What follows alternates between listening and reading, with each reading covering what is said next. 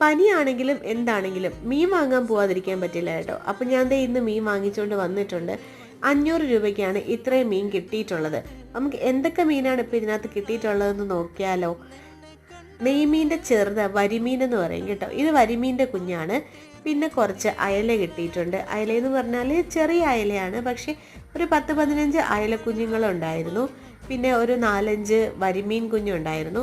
പിന്നെ അതിൻ്റെ കൂടെ തന്നെ 1-2 ചീലാവ് ഉണ്ടായിരുന്നു. പിന്നെ കുറച്ച് നെത്തോലി മീനുണ്ടായിരുന്നു. നെത്തോലി എന്ന് പറഞ്ഞിട്ട് വലിയ സൈസിലായിരുന്നു കേട്ടോ. അപ്പം അതെല്ലാം കൂടാതെ ഒരു 6 കിളിമീൻ ഉണ്ടായിരുന്നു. അത് വലിയ കിളിമീനാണ് കേട്ടോ. ഏകദേശം 2 കിലോ ഉണ്ടായിരുന്നു ആ കിളിമീൻ മാത്രം.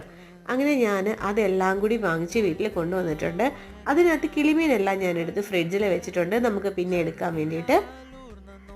അപ്പോൾ ഇത്രയും മീനാണ് നമുക്ക് കിട്ടിയത്. അതിനകത്ത് നിന്ന് അയല എടുത്ത് അപ്പം തന്നെ ഞാൻ കറി വെച്ചിട്ടുണ്ട് കേട്ടോ. അപ്പം ഇഷ്ടമായ ലൈക്ക്, ഷെയർ ആൻഡ് സബ്സ്ക്രൈബ്.